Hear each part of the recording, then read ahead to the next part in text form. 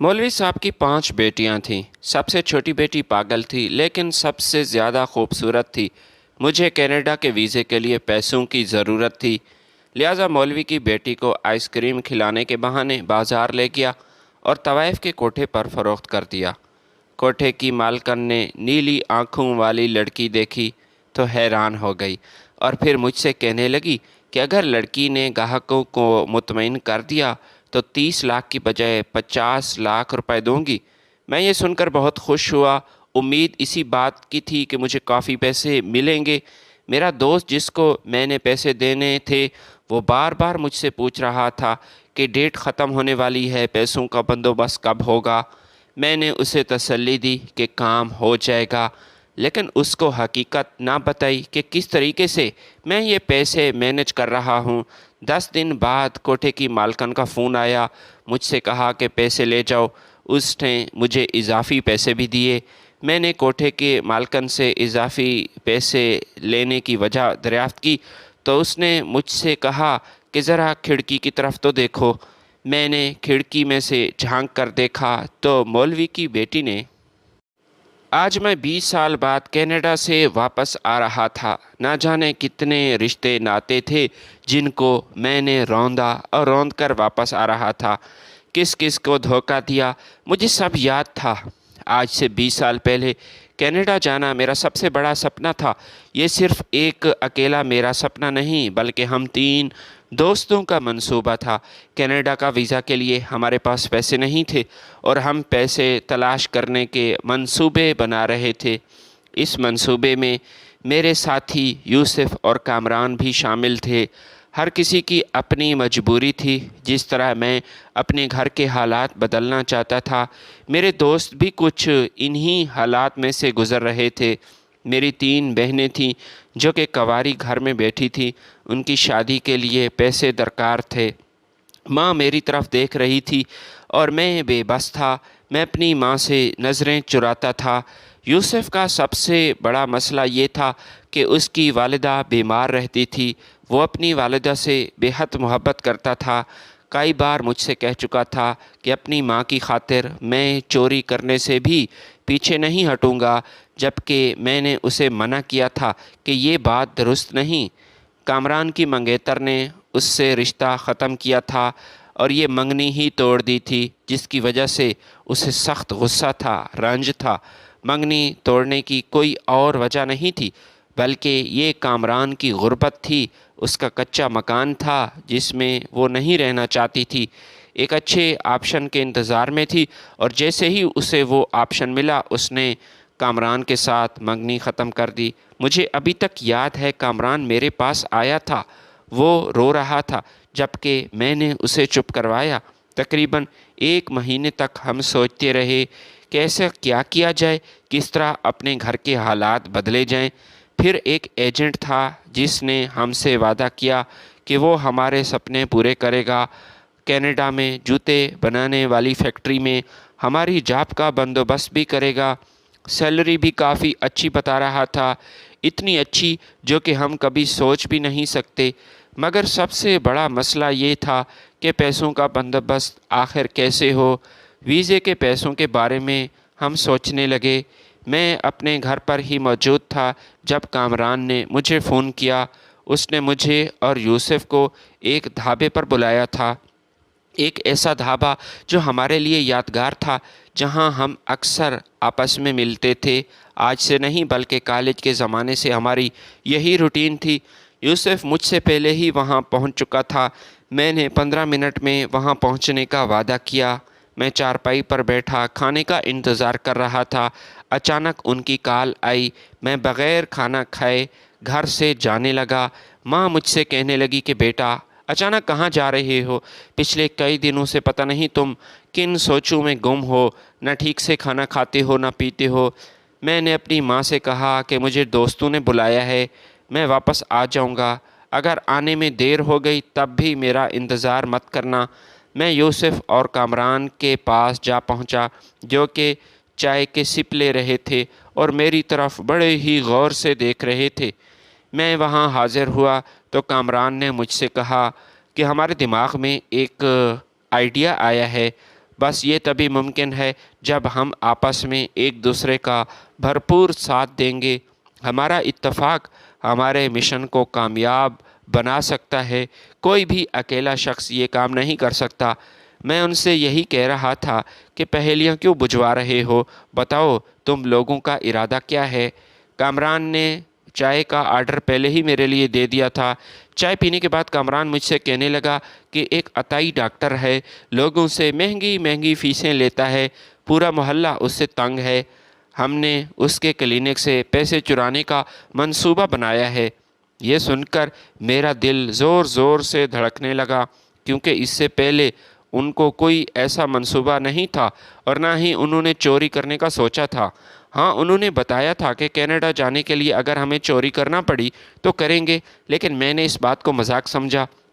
لیکن ڈاکٹر محبوب کے کلینک چوری کرنا، یہ تو خطرے سے خالی نہیں تھا۔ میں نہیں سمجھتا تھا کہ یہ کوئی اچھا آئیڈیا تھا، لیکن وقت سے پہلے میں کوئی فیصلہ بھی تو نہیں کر سکتا تھا، لہٰذا چپ چاپ ان دونوں کی بات سننا میری مجبوری تھی۔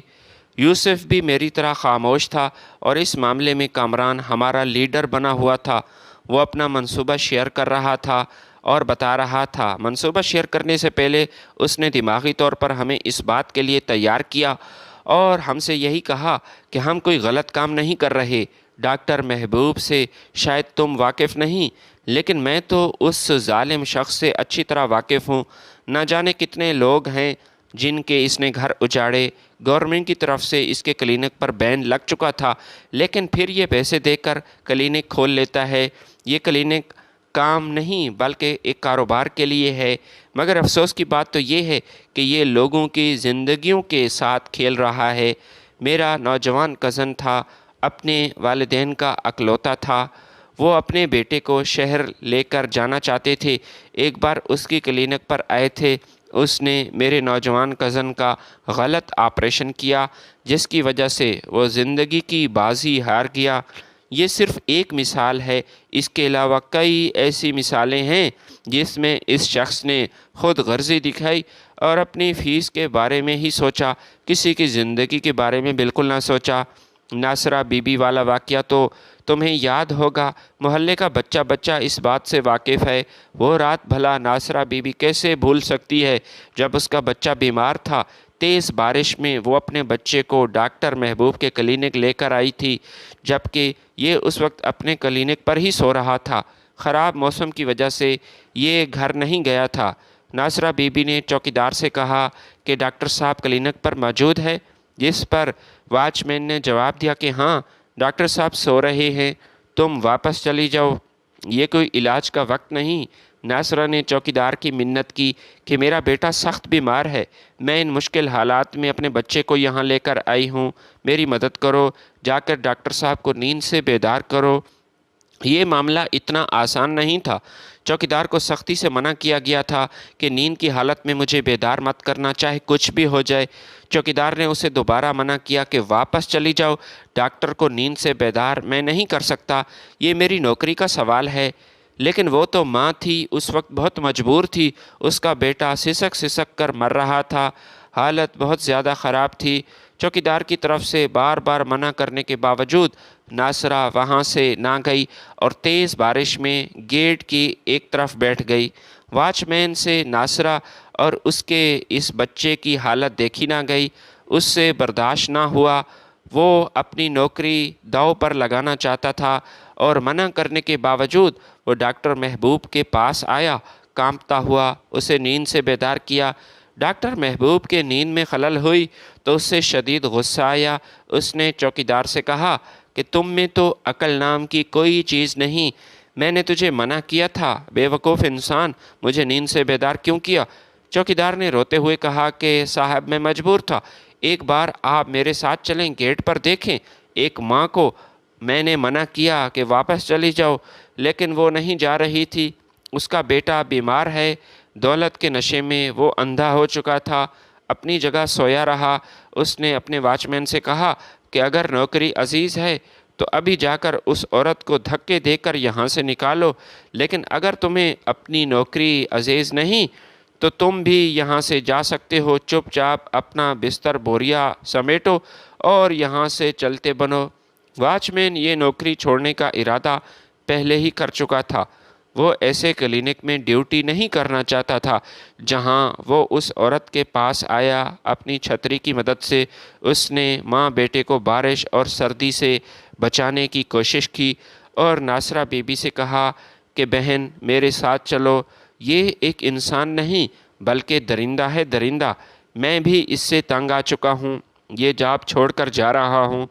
میں آپ کو اور آپ کے بچے کو شہر کے سرکاری ہسپتال لے جانے کا ارادہ رکھتا ہوں، رکشے کا بندوبست بھی کرتا ہوں۔ وہاں سے واچ مین نے ناصرہ اور اس کے بچے کی مدد کی، ایک کرائے پر رکشہ کیا اور ان کو ہسپتال لے گیا۔ صبح ڈاکٹر محبوب نیند سے بیدار ہوا تو اس نے دیکھا کہ واچ مین وہاں نہیں تھا۔ وہ مسکرا کر اپنے ہی دل میں کہنے لگا کہ کتنا بیوقوف انسان تھا، کیا مجھے لوگوں کی کمی ہے جو یہاں واچ مین کی جاب کریں؟ میرے کلینک کو چھوڑ کر اس نے اپنا ہی نقصان کیا۔ واچ مین نے اپنی طرف سے اس بچے کو بچانے کی کوشش کی مگر افسوس کافی دیر ہو چکی تھی۔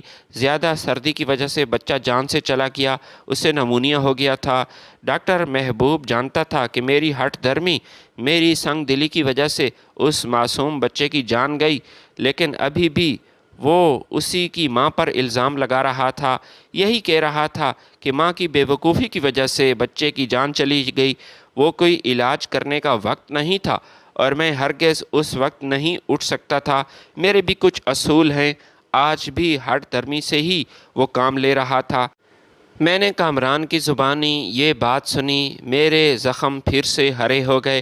حالانکہ یہ بات میں کافی بار سن چکا تھا، لیکن آج تفصیل میں مجھے پتہ چلا کہ کس قدر یہ گھٹیا شخص ہے جسے کسی کی کوئی پرواہ نہیں، بس اسے اپنی فیس سے مطلب ہے۔ میں نے کامران اور یوسف سے کہا کہ میں تم لوگوں کا ساتھ دینے کے لیے تیار ہوں، تمہارا جو بھی ارادہ ہے، تم جو چاہتے ہو میں ساتھ دوں گا، بس محتاط رہنا، ہم کسی مصیبت میں نہ پھنس جائیں۔ مجھے اسی بات کا خدشہ ہے جس پر انہوں نے مجھے تسلی دی اور کہا کہ ہفتے کی رات ڈاکٹر محبوب کے بھتیجے کی شادی ہے، یہ پہلی بار ہوگا کہ یہ شخص اپنے کلینک پر موجود نہیں ہوگا اور یہ ہمارے پاس ایک اچھا موقع ہوگا۔ میں نے کامران سے کہا کہ اگر وہ کلینک پر خود موجود نہیں ہوگا تو اپنی طرف سے کوئی نہ کوئی شخص کی ذمہ داری تو ہوگی جو کلینک میں ہی رہے گا۔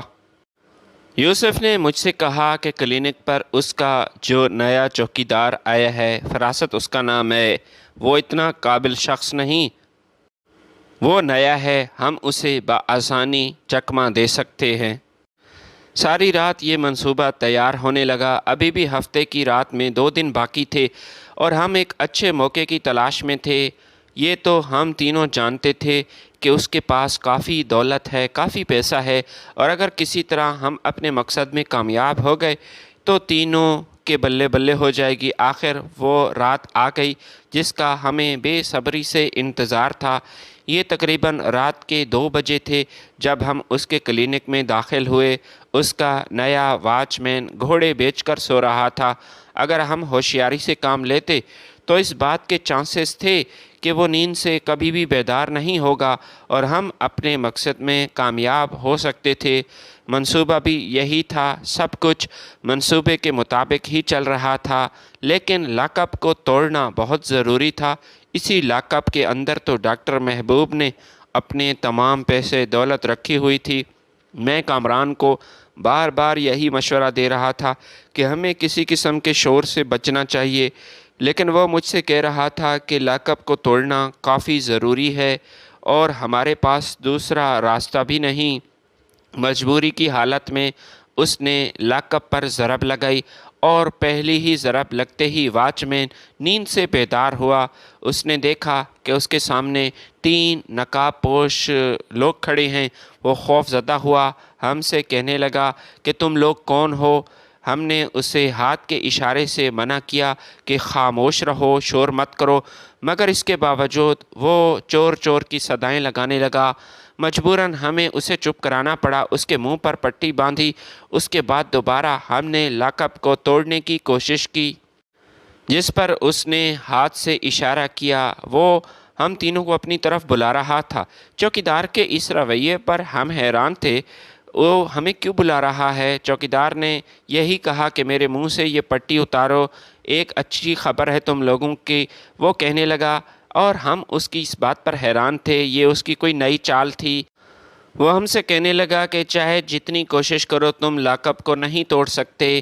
یہ بہت عجیب بات تھی، ویسے تو میں نہیں جانتا کہ چابیاں کہاں ہیں، لیکن کم از کم تم چابیاں تلاش کر سکتے ہو۔ لیکن مجھے ایک جگہ شک ہے جہاں پر چابیاں رکھی گئی ہیں۔ ہم نے اس کی چال ہی سمجھی اور دل میں یہی کہا کہ واچ مین ہماری مدد کیوں کرے گا، لیکن پھر اس کی بتائی گئی جگہ پر پہنچے تو وہاں چابیوں کا گچھا پڑا تھا۔ ایک ایک کر کے ہم نے تمام چابیاں چیک کی، پھر ایک ایسی چابی تھی جس کی ہمیں تلاش تھی۔ لاک اپ کو کھولا گیا تو اس میں بے پناہ پیسے تھے۔ ہم نے جلدی سے وہ پیسے ایک تھیلے میں ڈالے۔ اس کے بعد ہم اس واچ مین کے قریب آئے اور اس سے کہا کہ تم نے ہمیں چابیوں کا ایڈریس آخر کیوں بتایا؟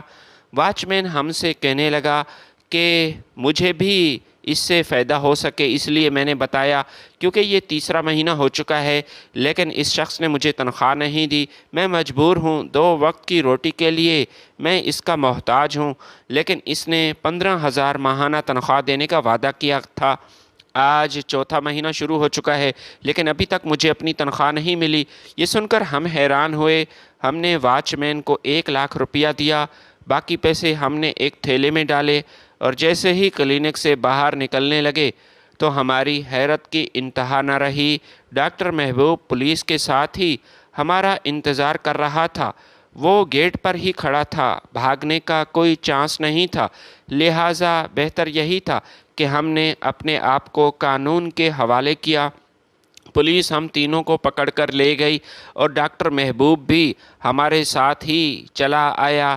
جیل کے پیچھے ہمیں دیکھ کر وہ کافی خوش تھا، میری طرف بڑی ہی نفرت انگیز نظروں سے دیکھ رہا تھا۔ پھر وہ کامران سے مخاطب ہوا۔ کامران سے کہنے لگا کہ میں تو تمہیں ایک شریف آدمی سمجھتا تھا، لیکن تم نے تو مجھے مایوس کیا۔ ان نالائقوں کے ساتھ تو ہی بگڑ گیا۔ حالانکہ یہ نہیں جانتا تھا کہ یہ سارا منصوبہ ہی کامران کا تھا۔ کامران کے اسی منصوبے کی وجہ سے ہم بری طرح اب پھنس چکے تھے اور اب ایک دوسرے کو کوس رہے تھے۔ ڈاکٹر محبوب ہم تینوں کو دھمکی دیتا ہوا وہاں سے چلا گیا کہ تم لوگ کم از کم اب 1 سال تک اسی جیل میں رہو گے، اسی جیل میں سڑو گے۔ اگر تمہاری کوئی ضمانت نہیں ہو سکتی، یہ بات تم اچھی طرح یاد رکھنا، زندگی بھر یاد رکھو گے کہ تم نے کس سے پنگا لیا، کس کے کلینک میں چوری کرنے کی ناکام کوشش کی تھی۔ یہ کہتا ہوا وہ وہاں سے روانہ ہوا۔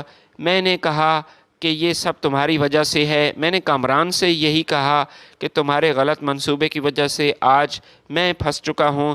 یوسف نے مجھے منع کیا اور کہا کہ یہ بات تو غلط ہے، ہم کامران کو ایسے کیسے کوس سکتے ہیں جبکہ ہم بھی اس کے منصوبے کا حصہ تھے۔ اگر ہم کامیاب ہو جاتے تو اچھا خاصا پیسہ ہمیں مل سکتا تھا۔ اگر کینیڈا جانے کا ہمارا یہ خواب پورا ہو بھی جاتا تب ہم یہاں کاروبار بھی کر سکتے تھے، پیسہ کافی زیادہ تھا۔ لیکن اب جب کہ ہم ناکام ہوئے ہیں تو کامران کو ایسے کوسنا یہ جائز نہیں، یہ سراسر اس کے ساتھ زیادتی ہے۔ کامران کے بڑے بھائی نے دن رات ایک کر کے پیسہ جمع کیا، اس نے اپنے بھائی کی ضمانت کا بندوبست کیا اور ساتھ ساتھ مجھے اور یوسف کو بھی رہائی نصیب ہوئی۔ حقیقت یہ ہے کہ کامران کی وجہ سے ہی میں رہا ہوا تھا، کیونکہ میرے پیچھے تو کوئی نہیں آیا۔ میری بہنیں تھیں جو میری رہائی کے لیے صرف دعا کر سکتی تھیں، لیکن جیل سے آزاد ہونے پر کامران کے بھائی نے اسے منع کیا کہ آج کے بعد تم یوسف اور شعیب کے ساتھ ہرگز نہیں ملو گے۔ اگر تم نے ان کے ساتھ دوستی کی کوشش کی تب میں تمہیں دوبارہ جیل میں بھجوا دوں گا اور وہاں تم قید رہو گے۔ کامران اپنے بھائی سے خوف زدہ تھا، وہ اس سے ڈرتا تھا، یہی سمجھ رہا تھا کہ اگر میں دوبارہ جیل گیا تو میرا کیا ہوگا، میں تو وہاں مر جاؤں گا۔ لہٰذا اس نے اپنے بھائی کے مشورے پر عمل کیا اور اپنے راستے الگ کر لیے۔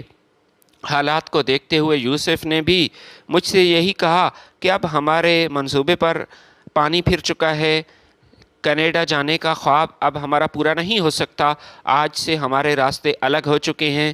मैं अंदर से टूट चुका था। समझ नहीं आ रहा था कि मैं क्या करूं। इन हालात में मौलाना नसीर साहब ने मेरी बड़ी मदद की, ज़हनी तौर पर मुझे आमादा किया। उसने मुझे संभालने की कोशिश की और समझाया। मौलाना साहब की ज़िंदगी से मुझे काफ़ी कुछ सीखने का मौका मिला। उसकी 5 बेटियां थीं। निहायत गुर्बत में वो ज़िंदगी गुजार रहा था। मुझसे यही कह रहा था कि बुराई के रास्ते से बेहतर है कि इंसान मेहनत मजदूरी ही कर ले, और उसी के मशवरे पर अमल करते हुए आज ज़िंदगी में पहली बार मैंने मजदूरी करने का फ़ैसला किया था।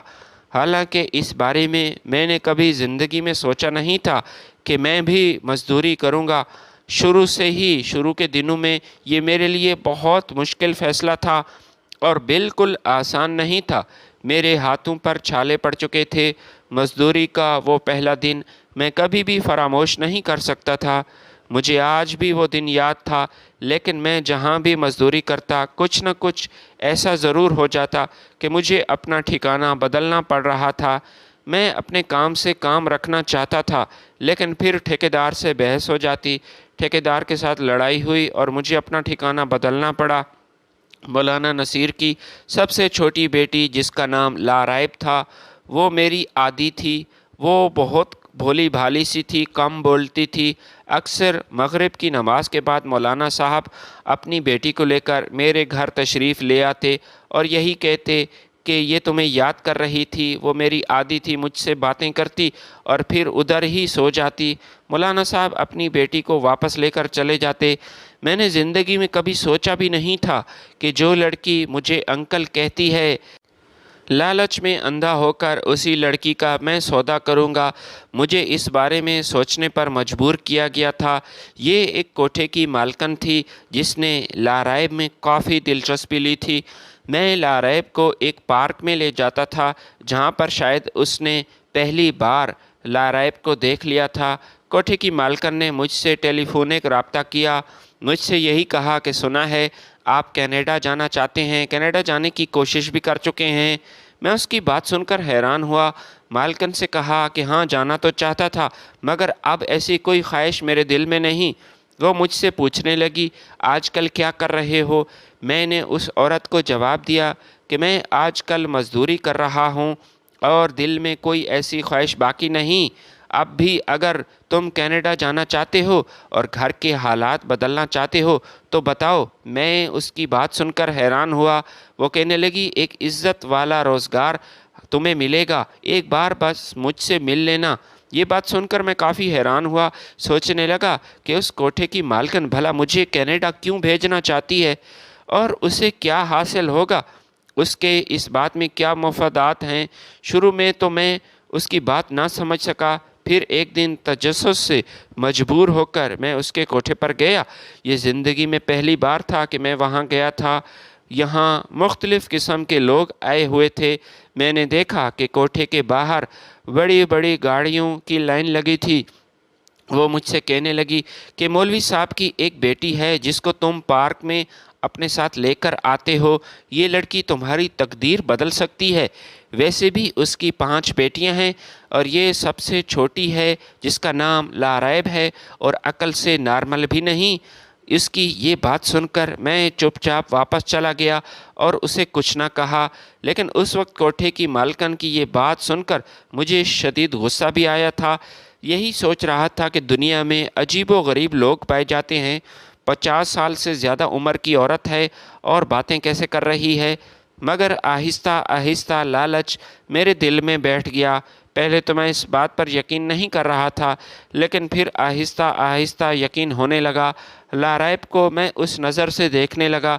मौलवी साहब की आंखें बंद करके वो मुझ पर एतबार करते थे, लेकिन मुझे अफसोस इस बात का है कि मैंने उनका ये एतबार तोड़ा और आखिरकार मजबूर होकर एक दिन मैंने उनसे पूछा, उसे कॉल की कि मुझे इस बच्ची का कितना पैसा मिलेगा। जिस पर उसने जवाब दिया कि तुम्हारा कनाडा जाने का ख्वाब पूरा हो जाएगा, ये मेरा तुमसे वादा है। कई ऐसी बातें थीं जिसकी वजह से मैं लाराइब को अगवा करने के लिए मजबूर हुआ।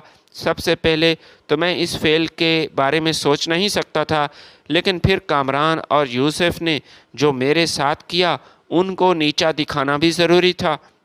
حالانکہ ان دونوں نے مل کر اپنا چھوٹا موٹا یہاں کاروبار شروع کیا تھا۔ کامران کے بھائی نے اس کی مدد کی تھی اور یوسف کی بہن نے اپنے زیورات فروخت کر کے اسے کچھ پیسے بھی دیے تھے تاکہ وہ کامران کے ساتھ مل کر اپنا یہ خواب پورا کر سکے۔ لیکن ان حالات میں آخر میری مدد کون کرتا؟ میرے پیچھے تو کوئی بھی نہیں تھا، میں تو ابھی بھی مزدوری کر رہا تھا۔ یہ شام کا وقت تھا، لارائب کو پارک میں لے گیا، وہاں پارک سے ہی میں اسے کوٹھے کی مالکن کے پاس لے گیا۔ میرے ویزے کا بندوبست ہو چکا تھا اور اس کے علاوہ بھی مجھے کافی اضافی پیسے ملے تھے۔ ساری رات محلے میں کوہرام مچا تھا۔ مولوی صاحب حد سے زیادہ پریشان تھے جب اسے پتہ چلا کہ اس کی چھوٹی بیٹی لارائب لاپتہ ہو چکی ہے۔ سب سے پہلے اس نے مجھ سے ہی پوچھا اور کہا، اس معاملے میں نے جھوٹ بولا اور اپنی لا علمی کا اظہار کیا۔ ایک عجیب سے رنگ میں میں کینیڈا گیا، جبکہ میری ذہنی کیفیت بالکل عجیب تھی۔ مجھے ایئرپورٹ پر فیملی کا کوئی بھی فرد یا دوست الوداع کرنے کے لیے نہ آیا۔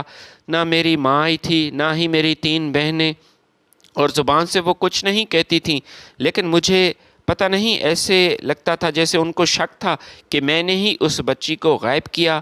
خیر، کینیڈا جاتے ہی میری تو لائف سٹائل بدل چکی تھی۔ پیسے کی ریل پیل تھی، کسی چیز کی کمی نہیں تھی، نیا ماحول تھا، نئے لوگ تھے، ایسے لوگ جن کے ساتھ میری دوستی ہوئی۔ وہاں جا کر مجھے اس بات کا پہلی بار احساس ہوا کہ حقیقی زندگی تو یہاں کے لوگ جیتے ہیں، بس میں تو وہاں وقت ہی پاس کر رہا تھا۔ میرے پاس تو کچھ بھی نہیں تھا، در در کے دھکے وطن میں کھا رہا تھا، لیکن یہاں اب میں عیش کر رہا تھا۔ دوست بھی ایسے ملے تھے جو کہ دھوکے باز تھے، بس دماغ پر ایک ہی بوجھ تھا کہ لارائب کے ساتھ کیا ہو، جو مجھ سے اتنی محبت کرتی تھی، اپنے باپ سے بھی زیادہ مجھ سے مانوس تھی، میرے ساتھ کھیلتی تھی، میں بھی اسے پہلے پسند کرتا تھا۔ وہ کس حال میں ہوگی؟ اس کی کوٹھے والے عورت کا میرے پاس نمبر بھی نہیں تھا کہ لارائب کے بارے میں اس سے پوچھ سکوں۔ کس منہ سے میں اس سے بات کرتا اور پوچھتا؟ میں تو اس بچی کو فروخت کر چکا تھا۔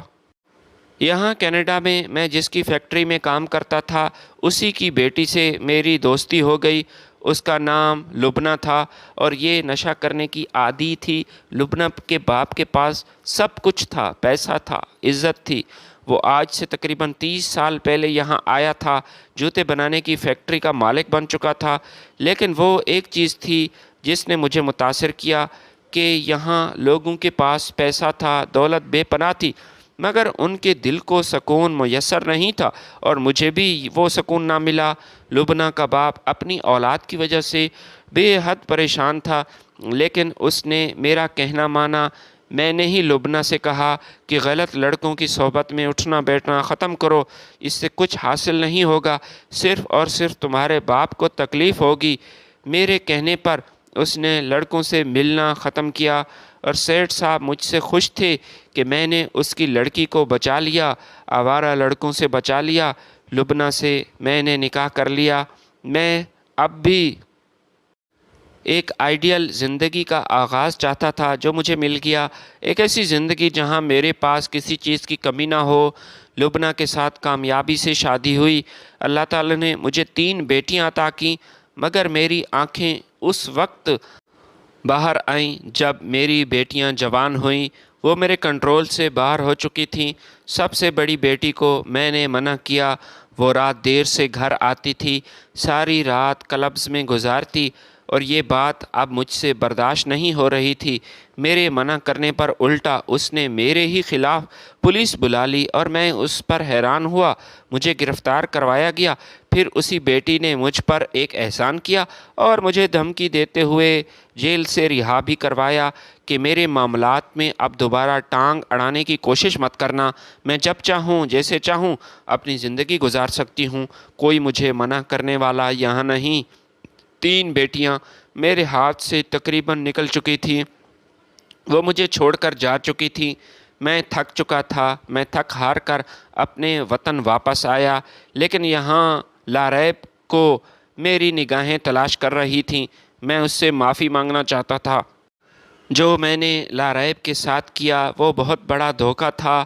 میں اسے تلاش کر رہا تھا، میری والدہ کا انتقال پہلے ہی ہو چکا تھا، بہنیں مجھ سے بات نہیں کر رہی تھیں اور ان کی شادی بھی ہو گئی تھی، حتیٰ کہ انہیں پتہ چلا کہ ان کا بھائی 20 سال بعد وطن واپس آیا ہے، مگر اس کے باوجود کوئی بہن مجھ سے ملنے کے لیے نہ آئی۔ یہاں سب بدل چکا تھا۔ میں اس کوٹھے پر گیا جہاں میں لاریب کو چھوڑ کر گیا تھا، لیکن وہاں تو منظر کچھ اور ہی تھا۔ کوٹھے کی جگہ ایک بہت بڑی مارکیٹ تھی۔ وہاں مقامی لوگوں سے پتہ چلا کہ کوٹھے کی مالکن کی وفات ہو گئی اور 10 سال سے یہ جگہ اب مارکیٹ کے طور پر استعمال ہو رہی ہے۔ بازار میں ہی مجھے گرفتار کیا گیا، جبکہ میں پولیس والوں سے پوچھ رہا تھا کہ مجھے کس جرم کی سزا ملی، کیوں گرفتار کیا گیا۔ وہ مجھ سے یہی کہہ رہے تھے کہ عدالت میں جا کر تمہیں پتہ چل جائے گا، آپ پر کئی ایسے کیسز ہیں اور آپ کو ان کیسز کا جواب دینا پڑے گا۔ مجھے عدالت میں پیش کیا گیا۔ ابھی تک مجھے معلوم نہیں تھا کہ کس جرم میں مجھے عدالت میں پیش کیا جا رہا ہے، لیکن میرے سامنے ایک نوجوان آفیسر کھڑی تھی اور وکیل سے مخاطب ہو کر کہہ رہی تھی کہ یہی میرا مجرم ہے۔ وکیل صاحب اس سے کہنے لگے، آپ کو خوش ہونا چاہیے کہ آپ کا مجرم واپس آ چکا ہے۔ میں اس آفیسر کو پہچان نہیں رہا تھا اور عدالت میں ہی مجھے بتایا گیا کہ یہ وہی لڑکی ہے، لاریب ہے، جس کو تو نے فروخت کیا تھا۔ تو نے ایک معصوم بچی کو دھوکہ دیا تھا، ایک ایسی لڑکی جو آپ پر بھروسہ کرتی تھی۔ آپ نے اس معصوم لڑکی کا بھروسہ توڑا۔ خوشی کی بات تو میرے لیے یہ تھی کہ لاریب اب ایک کامیاب پولیس آفیسر بن چکی تھی، مگر افسوس کی بات یہ تھی کہ اب میں کس منہ سے اس کا سامنا کرتا، میں نے تو اسے فروخت کیا تھا۔